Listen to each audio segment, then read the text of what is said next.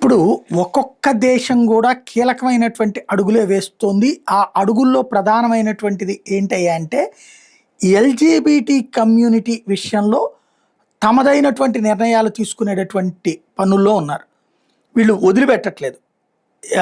ఏదైతే లెస్బియన్సు, గేసు, బైసెక్సువల్సు, ట్రాన్స్‌జెండర్స్‌కి సంబంధించినటువంటి ఇష్యూస్‌లో వీళ్ళు ఏ ఒక్కళ్ళు కూడా ఇది మేము కాదు దీన్ని అంటే అమెరికా అధ్యక్షుడే స్వయంగా తమ దేశంలో అట్లాంటి నిర్ణయాలను తప్పుబడుతున్నటువంటి వేళ మిగతా దేశాలు కూడా అదే రూట్లో ఫాలో అవటం ప్రారంభించినాయి.